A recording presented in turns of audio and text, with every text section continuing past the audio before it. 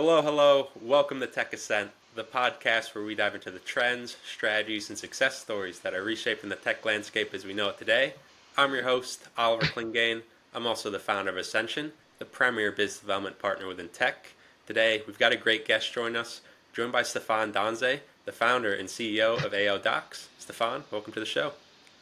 Thank you, and hi everybody. So you said it all. I'm Stéphan. I founded AODocs in 2012.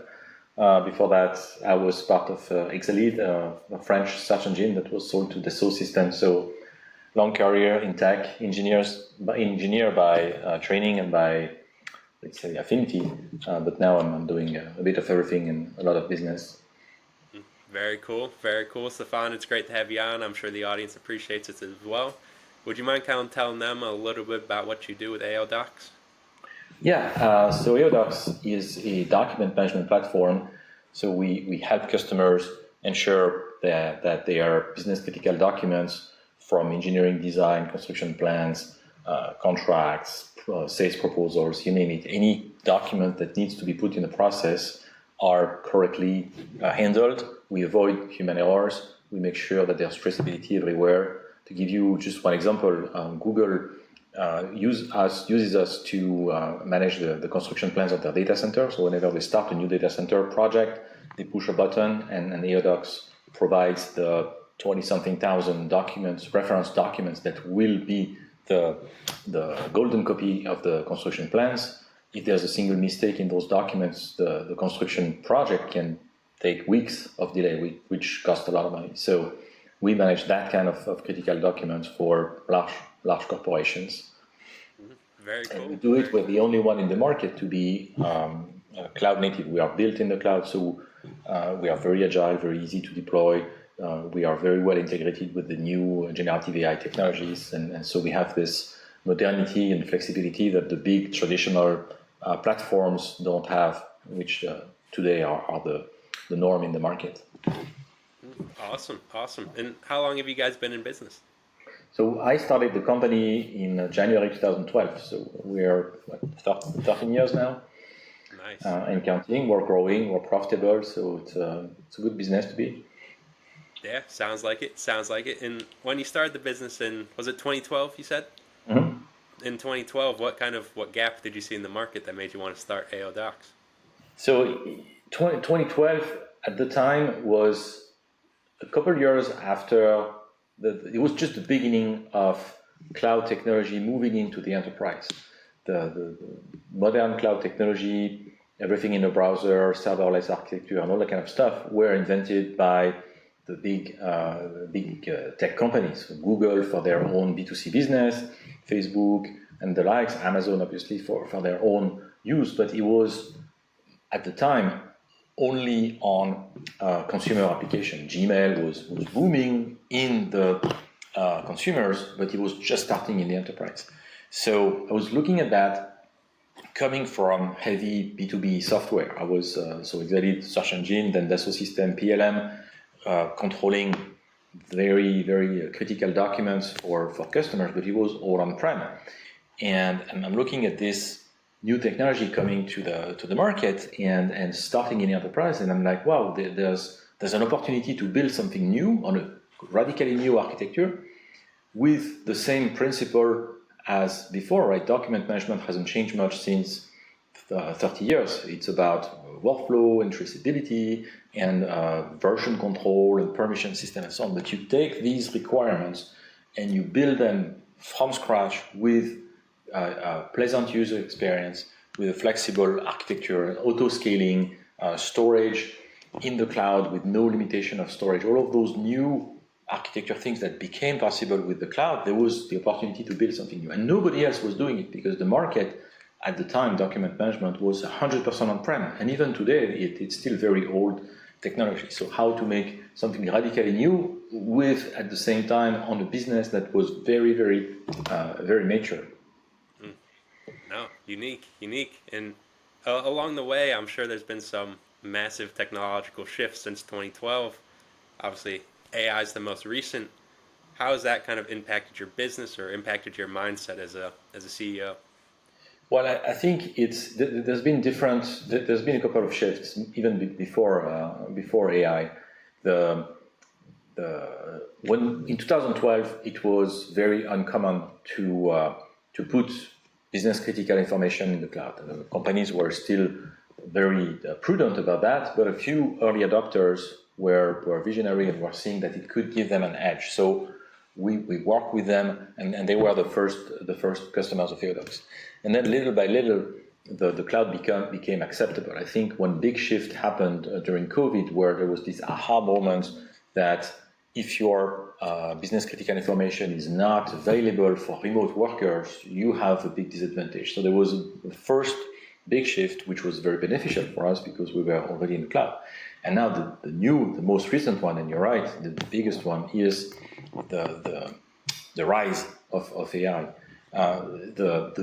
It changes completely the game for us in document management, because suddenly our system becomes able to read and understand the documents we handle. Before AI, we have to ask users, please tag your documents, please categorize manually, please put in the right field the expiration date of this proposal, and in this other field manually you put, I don't know, the number of items that are concerned by this invoice. AI now is able to read the document and fill in that, so it's a big reduction of the barrier to entry of document management. When you want to put a document in a managed system, you don't have anymore to do all of the effort to fill in the different fields in the metadata. AI can do it for you. So it accelerates the adoption of our system. It increases the value, because now you can interact with your content in natural language, ask questions and so on, like ChatGPT on your controlled document. So our business, 100% of what we do is amplified, facilitated, accelerated with AI. So for us, it was a fantastic boost. And one more thing, our go-to-market, our play is to modernize all systems. You have an old DMS, you turn it into something modern thanks to AODocs, modern architecture, and so on. AI is one of those arguments now. As long as your documents are on-premise, locked in an old version of FileNet or OpenText or whatnot, you can easily apply AI to it. But you move this to AODocs, you replace this with AODocs, and suddenly you have a platform that is very easy to connect to your LLM, be it Gemini or OpenAI or whatnot, right? Applying these productivity gains of AI on your documents becomes so much easier and faster if your documents are in the cloud. No, very cool, very cool. And Stéphan, you mentioned that AI has heavily kind of accelerated your business, accelerated your product. Has that led to a slight more intense conversations around kind of user adoption, user education, when you are kind of talking about aspects of AI being in your business? I think it's the biggest impact is on explaining the return of investment of what we're doing. Before AI, the main ROI of what we do, document management, was reducing the risk of error. Okay, put your documents in a process, make sure there's traceability and so on. This way, you will avoid, regulatory fines or mistakes, due to, using the wrong version of the document. So it was essentially a risk reduction kind of business proposal. Now with AI, we can also sell productivity gains. We can sell more efficiency. Instead of, let's say, if you're an insurer and then you have to review claims, right? When you put those claims in the system, the AI can show you a summary of the highlights, the risk factors, or even a compliance check. Is this claim in line with our policy? Yes. Oh, it's very simple. The amount is less than 5,000, so you can go and with minimal human review, you can send it. So you can reduce the time it takes to analyze something from, let's say, 1 hour to 5 minutes. These are significant productivity gains. There are millions of dollars of savings. So the value proposition completely changed from a risk reduction value proposition to business acceleration, productivity gains, the cost savings, 3x, 4x. It's not crazy to see cases where you can accelerate the processing of things by a factor 3 or 4, 10 in some cases, right? So it's really major. 100%. No, it's a fantastic value proposition, and you would think that would make building the business easy, but being founders, being entrepreneurs, we know that's rarely the case. Across kind of the past 13 years of building AODocs, what were some of the biggest challenges you had to overcome, or maybe even some of the biggest lessons you've learned along the way? So there's a few things, but I think the one that stands out and that's still the case today with AI, is the people to whom you talk to sell the product are not necessarily the ones benefiting from it. So in many cases, we are in a position where we sell to IT because we're selling a platform that can be used at multiple places. It's a very technical discussion, architecture, scalability, blah, blah, blah. But those people to whom we talk to, they understand how much the software and the product cost. They don't understand what it's used for, right? They are not the end users of the platform. So but they're buying, IT is buying software on behalf of somebody else. And when we interact with customers and we talk only to IT and not to the business users, it's hard. All of those fantastic things we just said about the value proposition, the productivity gain, and so on, IT has no idea because they are not the ones who are processing the claims. They are not the ones, who are entering the data in the metadata value and losing, hours a day, doing data entry.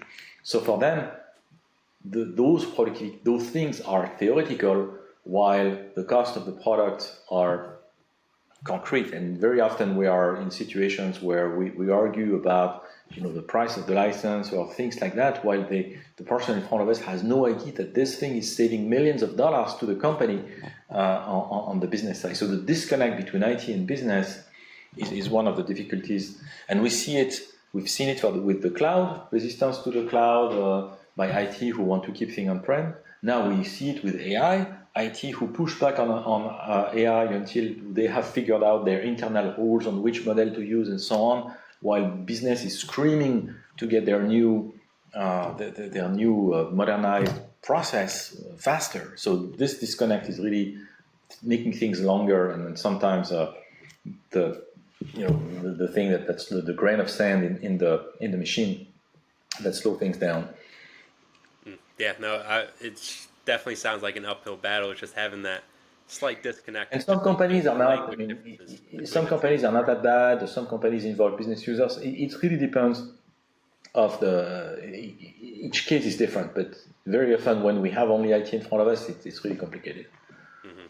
And as an individual, as a founder or CEO as well, how did you maybe level up your skills? What mindset shift did you need to kind of overcome that hurdle as you were scaling the business? Well, I think one of the things, especially in our business where sales cycles are very long, is to be persistent. We know that we're not in a very transactional kind of business where at the first phone call the customer, the client will want to buy. We are in the long game. Some clients, we've been talking to them for 2 or 3 years before they were ready to buy, or so this can being aware of this timeline of the and persistence, not because it's a no now that it's not going to be fine in 6 months. One of our sales guys used to say selling starts with the first no, and it's very true, right? So having this persistence, being able to convey trust to your clients and our customers, trust us with their most critical processes and documents. So we have to earn that trust. So we need to be very humble and very worthy of that trust. So these are the values we're trying to develop and to keep in the long run. So I think awesome. Yeah. Awesome. And throughout the 13-year journey of building AODocs, was there anything you kind of looked to for inspiration, or were you kind of a very self-motivated individual? Do you have mentors? Do you look at books, read certain articles? Yeah, well, I think there are a few stories that inspire us. We look at Odoo, for example. Odoo is a fantastic business story, but they're kind of like where we are now, it took them years to find the magic formula. They tried something, they failed, they tried something else, they failed, they tried something, oh, suddenly it works. So we kind of have that kind of DNA. Basecamp is another source of inspiration. Bootstrapped, lean, not like the explosive, I raise $1 billion and I spend it faster than I can. We're very looking at the slow and steady and persistent kind of entrepreneur stories that are in the long run. The Dassault system is also a source of inspiration. I mean, it's a company that has 40 years old or more, and they've been stable, persistent, growing, and anchored on business critical things. So that kind of things. On the personal side, I'm a martial artist, so I do a lot of martial arts. I have a black belt in karate and taekwondo. Now I'm doing Brazilian jiu-jitsu. The mindset of the martial arts, the self-control, resilience, is very, very important for me, and it helped a lot in terms of handling failure. Okay, you lost a fight, and you can live another day, and then you can. This is part of my core, let's say, set of tools to handle the business pressure. Yeah, very cool. How long have you been doing martial arts? I've been on and off until 2010, and since 2010, I'm doing it really seriously. So you can say about 15 years of really constant, regular training. Yeah, nice. I found martial arts and kind of any other sports, whether that be just fitness in general, going to the gym, playing basketball was my thing. Just like every kind of high level entrepreneur needs that sort of outlet to. Yeah, but martial art is different. It's not just physical activity. It's a mental. Yeah. It's a mental discipline. It has the spiritual aspect. So it's there's more to it. I mean, the concept of self control and these values are really part of the philosophy. It's not just physical training. So, and on a side note, me and a few other tech entrepreneurs, we are on the board of a nonprofit called Power Up Scholarship, and we are funding martial art classes for kids in Atlanta area, and we're expanding to other cities as well because of that. Because these things, these martial artists, these senseis that are teaching the kids, they are role models about resilience, self-control, respect, and they teach that to kids who maybe they don't have a dad, maybe they are in family situations that are complicated and they need a point of reference. So that's very important for us to as a tool to help kids have the right values. I think it's a fantastic way of doing that. Yeah, no doubt. That's awesome to hear, Stéphan, and it's something I would like to get behind as well, if there's any way I can help out. But with that, obviously, we mentioned discipline is a big part of martial arts. That's a big lesson there. In terms of being an entrepreneur, being a founder, being a CEO, if you could rewind the clock a little bit, say it's 2012, you're about to start AODocs. If you could give Stéphan one piece of advice when he's about to start the company, what piece of advice would you give him?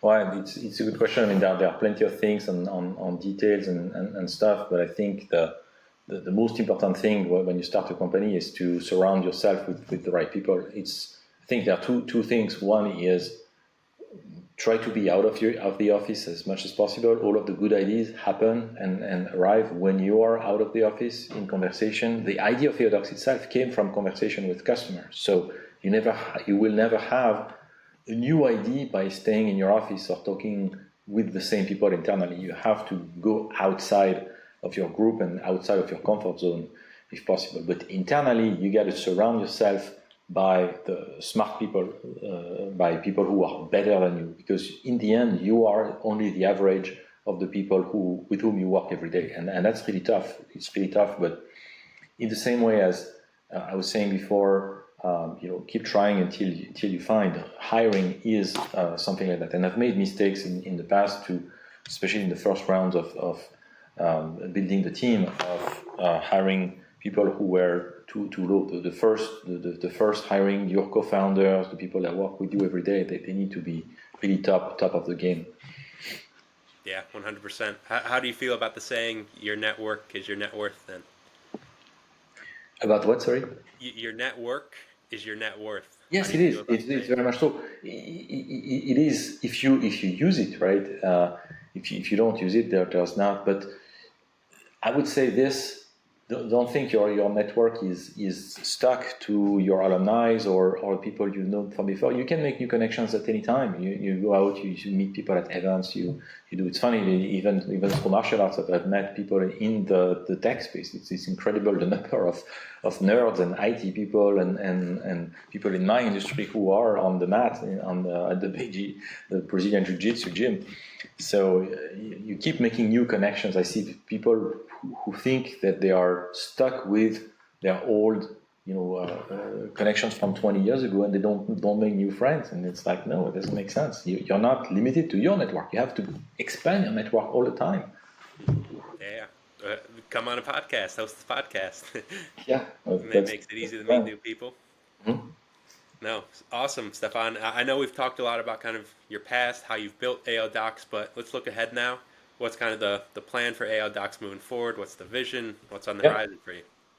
Well, I think, like I said, AI is a big accelerator for us who are just at the very beginning. Lots of companies still haven't figured out their AI story.